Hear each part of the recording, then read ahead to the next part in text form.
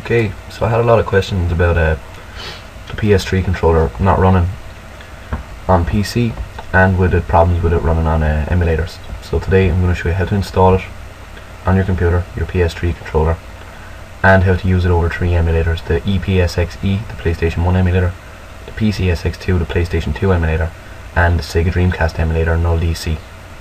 It's pretty simple, and I'll go through it as slow and as easily as I can. So first of all, you're going to want to start from the start. So go to Google and type in MotioninJoy.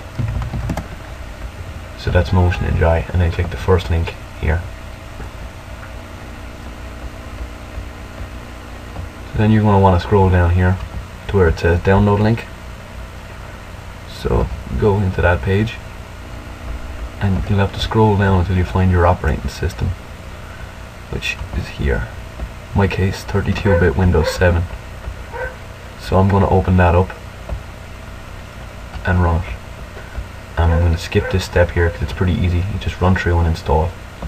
Once it's done, it will install a driver and it will install a DS3 tool. So open this up. When it's open, plug in your controller via USB. After that has been done, you'll see your controller will be listed here.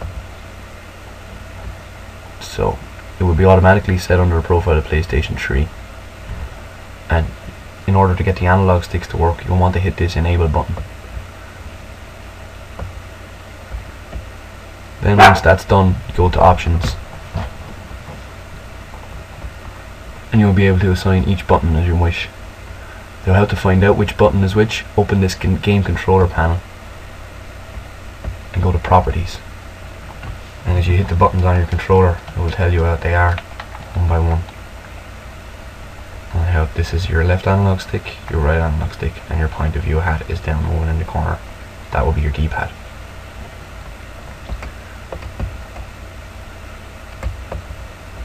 So you can then tell, if you have them written down, which button is which and how to set them up accordingly.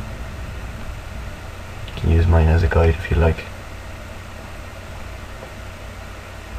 If you slowly move down, you'll be able to affect the D-pad and your X and Y axis,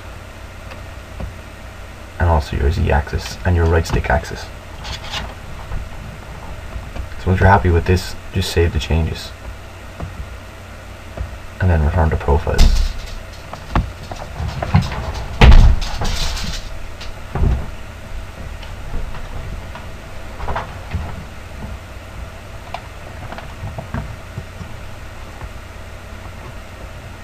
Now, that's the tricky part out of the way. So keep this program minimized at all times. It should go down here. So leave it there and keep it running while you're running the games. So we'll start with the Pcsx2 emulator, as it's probably the easiest to set up. So once this is open, you want to go to your config, and go to controllers, and go to plugin settings. Then let's go to pad 1 in my case. You can see I have mine all set up here. It's very easy to do. When you want to set up a button, you just click here on the square and hit square on your control pad, and you'll see they'll change. Triangle, and it should tell you exactly what button you have set up as well at this point.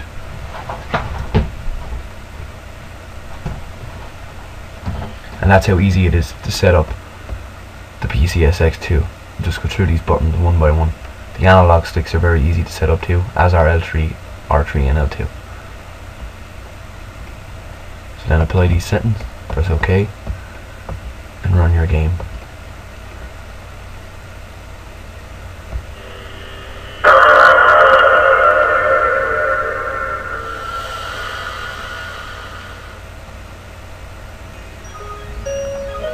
As you can see, it's just that easy.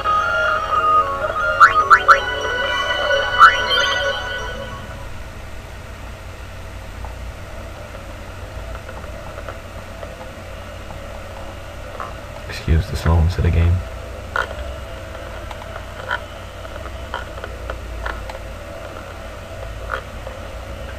That's the Pcsx2 emulator.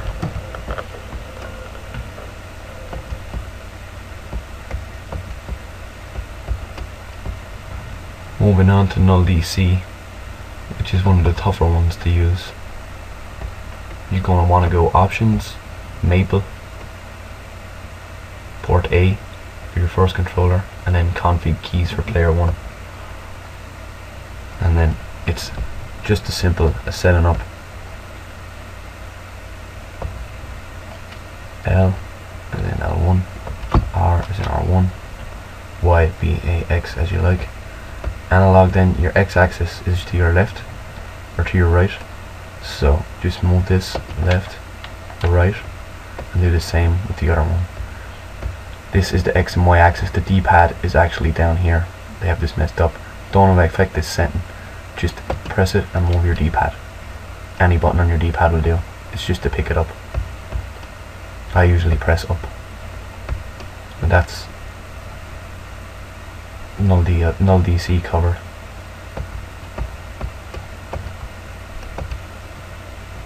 And then the PlayStation 1 emulator, ePsXe, is nearly just the same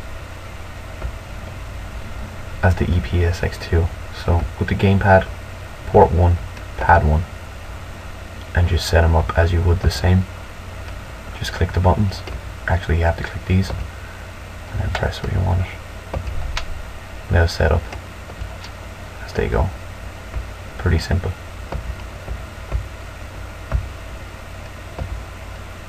Thanks for watching, and I'll have a video up on how to set up the PlayStation 2 emulator Pcsx2 to run on a Windows 7, 32 or 64-bit system soon. Thank you.